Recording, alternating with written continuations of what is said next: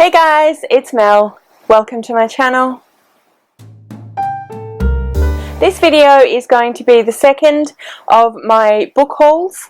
So last time I did a book haul, it was all the new books that I'd bought for myself. Today I'm going to talk about all of the second-hand books that I'd bought for myself.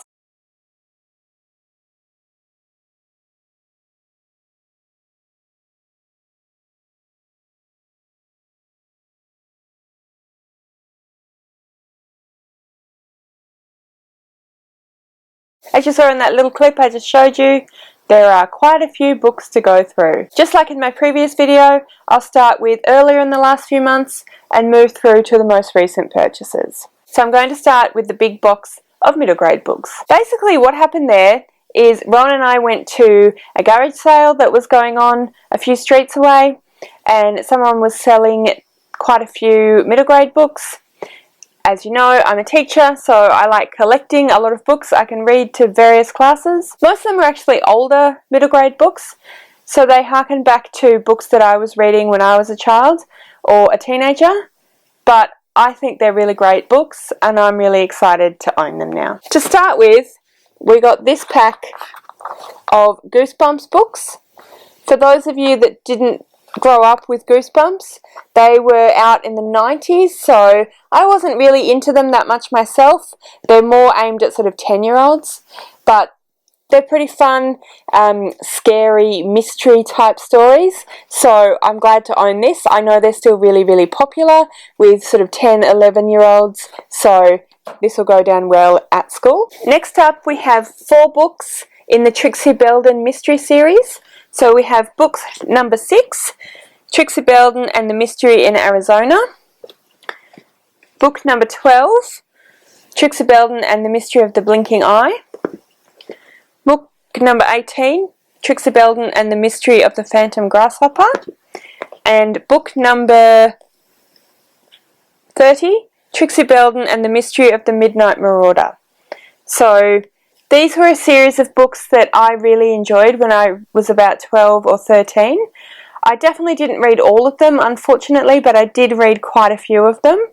So I definitely have read this one, The Midnight Marauder, and I think I've read The Mystery of the Phantom Grasshopper, and I think I've read The Mystery in Arizona. Don't think that I've read The Mystery of the Blinking Eye, but it's been quite a few years since I read any of them, so I'm not 100% sure which books I have read or haven't read. But anyway, suffice to say, I'm actually quite excited to read these books because I did really enjoy them when I was a teenager. They are a series of mystery books, the main character of which is Trixie Beldon, and they're written by Catherine Kenny and Julie Campbell. So they co-write, and I think they write book on, book off or something like that. Yeah, so I used to really enjoy them. Like I said, they're a mystery series featuring Trixie Beldon and her older brothers and her best friend and some other friends who live in the neighbourhood. They are part of a club in their neighbourhood called the Bob Whites of the Glen Club, and the club is all about doing sort of charitable works in the area where they live as well as solving mysteries. They live in upstate New York, so they call themselves Bob Whites because that I think was a type of cat or something like that is from upstate New York. Yeah, so I recommend you check them out if you enjoy mysteries and you enjoy middle grade. Next we have another 4 books in a series, and this time it is the Babysitters Club. So we have number 55, Jessie's Gold Medal. Number 17, Marianne's Bad Luck Mystery. Little Sister, Babysitter's Little Sister 71, Karen's Island Adventure. And number 56, Keep Out Claudia. So the Babysitters Club books were written by Anne M. Martin. I feel like I probably don't need to explain what the Babysitters Club books were, but I'll give you a little bit of detail for those who may not have read them. They were around in sort of the late 80s, early to mid 90s, and they're a series of books about, it starts out with 4 teenage girls who form a club so that basically they can start working as babysitters. So they already work as babysitters, and they form this club as a way to coordinate their work, and so that anyone that's looking for a babysitter, instead of having to ring 70 different people, they can just ring the Babysitters Club, and then the Babysitters Club will work out who can babysit for them and get back to them, and so on. But the series is not just about the sort of financial organisation of a bunch of teenagers, but it's about the girls and them growing up and figuring out how to be teenagers and navigating the world of being a teenager and being a young woman, making friends, getting new boyfriends, getting new stepfathers, developing illnesses like diabetes, living with situations, being from a different background to lots of other people. There's all sorts of things like that. So they're actually really quite progressive for their time, I think. They deal with some issues to do with race. They deal with some issues to do with gender. The only thing that I don't think they really dealt with were queer issues, but not that I want to justify, but that is kind of a product of its time. Yeah, so for Babysitters Club. The next two books are another two quite low middle grade books, so sort of aimed at 8, 9, 10-year-olds, and they are Captain Underpants and the Big Bad Battle of the Bionic Booger Boy, Part 1, The Night of the Nasty Nostril Nuggets, and Captain Underpants and the Big Bad Battle of the Bionic Booger Boy, Part 2, The Revenge of the Ridiculous Robo Boogers. Written by Dave Pilkey. Both of these books were published in the early 2000s, so I have not actually read any of these books. I know that they were very popular back in the 2000s and actually still very popular today. There are a lot of toilet humour and silly adventures and that sort of thing, so they're really great for kids that like to have an adventure and a bit of a romp who aren't huge readers. Yeah, so some books that I'm not sure whether I'm going to read them myself, just because they are very low middle grade. They don't sound entirely my sort of thing, but I know that they're very popular, so I'm pretty sure that if I take them into a class, they will be appreciated. The next two books are some Roald Dahl books. So we have Fantastic Mr. Fox and James and the Giant Peach, which is unfortunately falling apart, but that's what you get for buying a box of books from a garage sale, I should say. Fantastic Mr. Fox is actually my favourite Roald Dahl, which I know is quite a big claim to make, but I just really enjoyed this book when I was, I think, about 10 when I read it, and I thought that the fox was really mischievous and devious, and I thought that he looked after his family. It's a really good romp, and there's some, yeah, like I said, family drama going on, as well as animals against human, which is always quite fun, and it's written in that very Roald Dahl sort of way, quite a old school English author, quite witty, but just a lot of fun. And then obviously James and the Giant Peach being similar in terms of fun, British humour, rompy sort of story. So that's those two. The rest of the books that I have here in this giant middle grade book box are all Enid Blyton books. So for those people that don't know anything about Enid Blyton, she was a children's and middle grade author that was writing in the late 1960s, early 1970s. She has a huge backlist of books that she's written, and they're all kind of adventurous, mystery, fantastical kids books. So the first lot of books that I have are actually the Faraway Tree Enchanted Wood books. Actually have a double up. We didn't look that closely, so we've got 2 Enchanted Wood books, which means we'll probably have to unhaul some of these at some point. And we have The Wishing Chair again and The Magic Faraway Tree.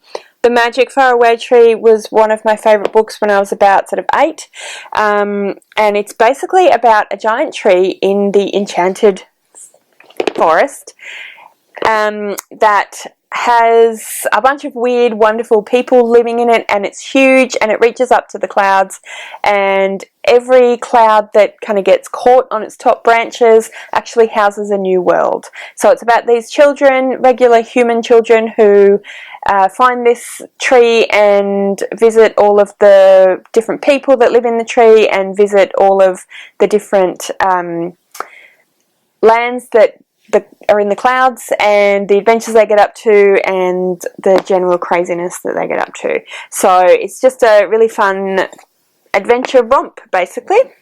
Another Enchanted Wood, 3 of those. Then we have 3 Mr. Meadows books. I've not read any of these, but if they're anything like any other Enid Blyton books, they'll be somewhat fantastical, somewhat adventurous, potentially something mysterious, and just a really fun, adventurous, rompish kind of story. 3 Brer Rabbit books. So Brer Rabbit again, Brer Rabbit's a Rascal, and the Brer Rabbit book. So I don't know if anyone knows very much about Brer Rabbit. I actually don't know that much about Brer Rabbit. I will see what the synopsis says. Oh, it actually just talks about Enid Blighton as an author. But this could be interesting anyway for people who want to know a bit more about Enid Blighton. Enid Blighton is still the most popular children's author in the world, and is described as the queen of storytellers. Her ability to identify with the children she created, and for whom she was writing, helped her to produce some of the best-loved and most eagerly collected children's books of all time. The most prolific children's writer in the world, Enid Blighton, wrote over 700 books. Many of these have been translated into languages as diverse as Indonesian and Finnish, so that she is by far the most translated children's author, as well as the 3rd most translated female author. The Reward series covers a wide range of Enid Blyton's work, from her stories for the very young, such as The Adventures of Brer Rabbit and Amelia Jane, to stories for older children, including the Mystery series and the school stories at Mallory Towers and St. Clair's. And this was actually... So this book was given as a Christmas present, according to the little thing written in the front here, in 1996. So I'd say that some of that information is probably not entirely accurate anymore, but that just gives you a little bit of information about Enid Blyton. The next is another one of my favourite Enid Blyton books from when I was a kid, and that is The Naughtiest Girl in School. So this is a sort of fairly typical trope for English children's writers. She writes about a girl who lives in a boarding school, and how she is the naughtiest girl in school, and how she kind of is reformed as the naughtiest girl in school, and just adventures that she gets up to. So if you are a fan of Harry Potter and you are interested in more of that kind of boarding school storyline that often appears in English children's books, then check this out. It is lower middle grade, so don't be expecting too much, but it is quite a lot of fun. Next up, we have 3 Secret 7 books. So again, for those people that don't know about the Secret 7, they are a secret society. I believe there are 7 of them, and they sort of go around solving mysteries and having adventures.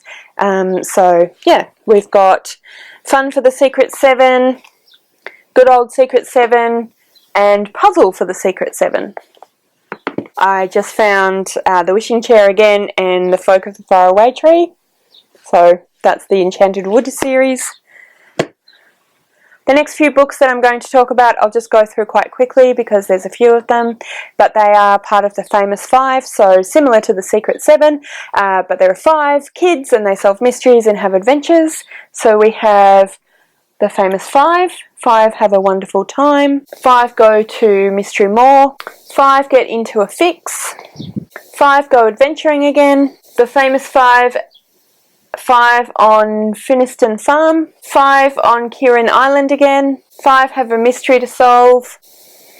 And 5 fall into adventure. Then we have 3 sort of standalone mystery books. So The Mystery of the Invisible Thief. The Secret of Spiggy Holes. The Ship of Adventure, and Hurrah for the Circus. And then last we have The Adventures of Pip and Tales of Long Ago. So like I said, most of those books are pretty old now. I'd say the newest are probably the Captain Underpants books, and they were published in the early 2000s, so nothing particularly new. But they're all books that I know that children still really enjoy, so I'm glad to have them. Next up, I want to talk to you about 8 adult books that I got secondhand. So I will start from the books that I bought further back in the past to the books that I bought most recently.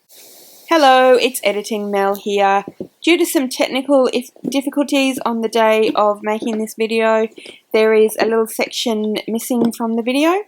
So I thought that I would jump in and let you know what it was. Basically, some of the books you're about to see me talk about, I went op shopping or charity store shopping or thrift store shopping with a really good friend of mine, Mischa, to get some other stuff, but of course we got some books, and basically some of these books she essentially just sort of threw at me. So that's all. Back to the video. So the first of these is The Good People by Hannah Kent. Like I said, I don't know a lot about this one, so I will read you the synopsis. In the year 1825, in a remote valley lying between the mountains of southwest Ireland, near the Flesk River of Killarney, 3 women are brought together by strange and troubling events. Nora Liane has lost her daughter and her husband in the same year, and is now burdened with the care of her 4-year-old grandson, Michael. The boy cannot walk or speak, and Nora, mistrustful of the tongues of gossips, has kept the child hidden from those who might see in his deformity evidence of otherworldly interference. Unable to care for the child alone, Nora hires a 14-year-old servant girl, Mary, who soon hears the whispers in the valley about the blasted creature causing grief to fall upon the widow's house. Alone, hedged in by rumour, Mary and her mistress seek out the only person in the valley who might be able to help Michael. For although her neighbours are wary of her, it is said that old Nance Roche has the knowledge, that she consorts with them, the good people, and that only she can return those whom they have taken. So it sounds like it's a story about sort of myths and legends from Ireland and England. It sounds like there's going to be fae and going to be some adventures and some mysteries, so it sounds really interesting and really good. Like I said, Michelle suggested it to me, so I trust her judgment. So I bought it. Next up we have The Bronze Horseman by Paullina Simmons. I don't know much about this one either. I've never read any Paullina Simmons, but Michelle absolutely loves her, so again, I trust Michelle, so I'm excited to read this one. It's fairly thick, not quite sure when I'll get to it, but I'm hoping to get to it at some point in the new year. Leningrad, 1941. 2 sisters, Tatiana and Dasha, share the same bed, living in one room with their brother and parents. It is a hard, impoverished life, yet the Metanovs know many who are not as fortunate as they. The family routine is shattered on 22nd of June 1941, when Hitler invades Russia. For the Metanovs, for Leningrad, and for Tatiana, life will never be the same again. On that fateful day, Tatiana meets a brash young officer named Alexander. The family suffers as Hitler's army advances on Leningrad, and the Russian winter closes in. With bombs falling and the city under siege, Tatiana and Alexander are drawn to each other in an impossible love. It is a love that could tear Tatiana's family apart. A love that carries a secret that could mean death for anyone who hears it. Confronted on one hand by Hitler's unstoppable war machine, and on the other by a Soviet system determined to crush the human spirit, Tatiana and Alexander are pitted against the very tide of history at a turning point in the century that made the modern world. So I really enjoy historical novels, and I prefer historical romances to contemporary romances a lot of the time. So this sounds like the kind of book that I'd really enjoy. So again, I'm looking forward to reading this one. Next up we have Fieldwork by Mischa Belinsky. And again, I bought this because it looked interesting and Michelle said it was quite good. So again, I don't know much about it, so I'll just read you the blurb. When his girlfriend takes a job in Thailand, Mischa Belinsky goes along for the ride, planning to enjoy himself and work as little as possible. But one evening, a fellow expatriate tips him off to a story.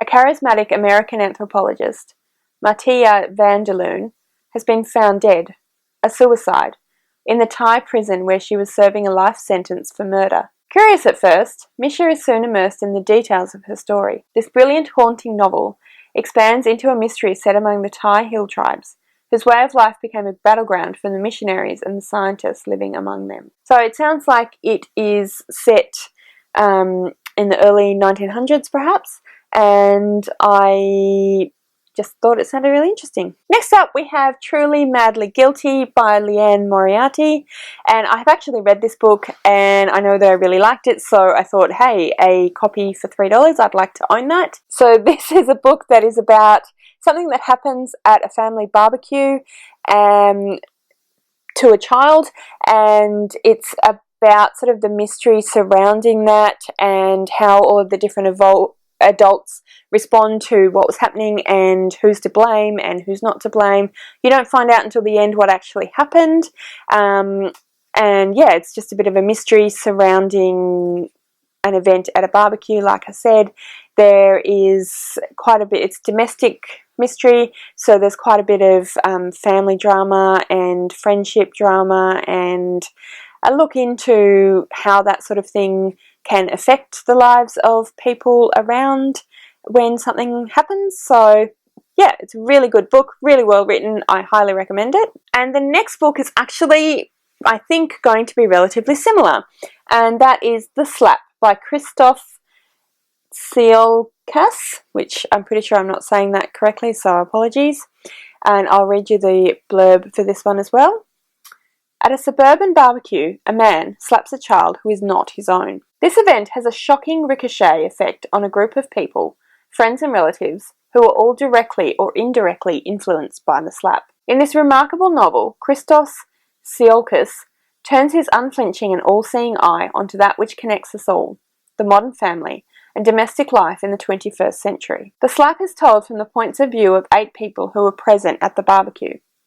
The slap and its consequences force them all to question the way they live, their expectations and dreams, their beliefs and desires. What unfolds is a powerful, haunting novel about love, sex and marriage, parenting and children, and the fury and intensity, all the passions and conflicting loyalties, that family can arouse. In its clear-eyed and forensic dissection of the ever-growing middle class and its aspirations and fears, The Slap is also a poignant, provocative novel about the nature of commitment and happiness, compromise and truth. So it sounds really interesting and intriguing, and I'm really excited to read it. It was made into an Australian miniseries. I don't know whether that ever was broadcast outside of Australia, but it was made into a miniseries, like I said, which I never watched. Again, although I have heard from a lot of people that it was really good miniseries, so I think that it might be an opportunity to do a bit of compare and contrast. So I'll read the book and then watch the series. It's quite thick, so I'm not really sure when I'll get a chance to get to it because I've got a lot on the go at the moment, but definitely looking forward to this one.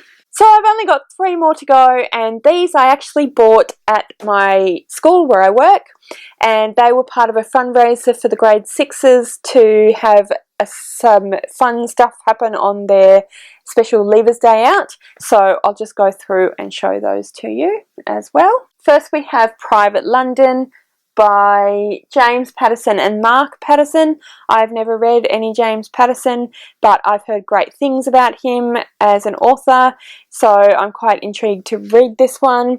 As far as I am aware, it is about a spy in London, works for MI6, and it's just about the mystery and the sort of spy world that he is involved in, so I'm intrigued to read that. I quite like a good spy novel, although having said that, sometimes I find them a bit confusing, so we'll see how we go. Next up we have Cradle and All by James Patterson, and this is a book that I have been aware of for quite a long time and have always kind of had in the back of my brain that I would read at some point. So I saw it was in the box of books to buy for the fundraiser, and I thought, hey, why not? So I'll just read you the blurb again.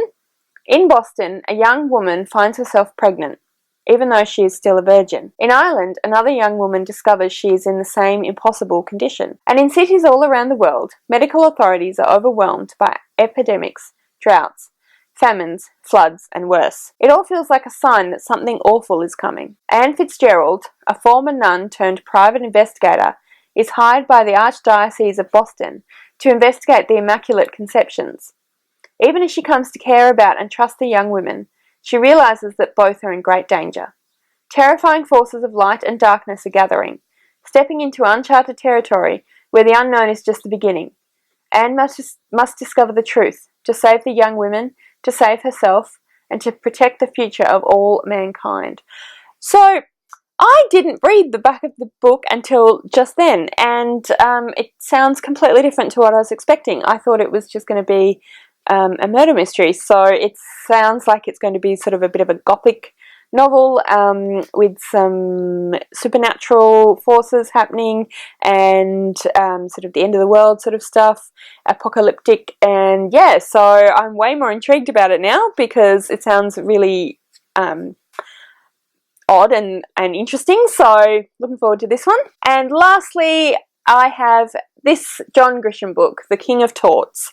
I have never read a John Grisham book, but I've seen lots of movies based on books, and I always quite enjoyed the movies. I'm not exactly expecting this to be a new favourite, but I am expecting that it will be quite well written and quite enjoyable, so I'm quite looking forward to reading this one.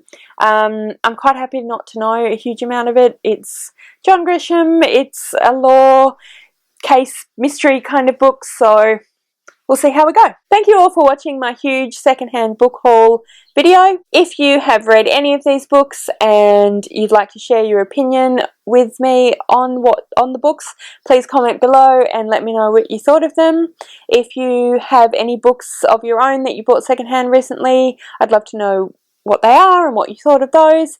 If you have any of these books that you'd like to read and you want to know what I thought of them, comment below so I can know to make a review or something like that. And yeah, thank you so much for watching. I really hope you enjoy this video. If you did, please give me a like, consider subscribing to my channel, and I'll see you next time.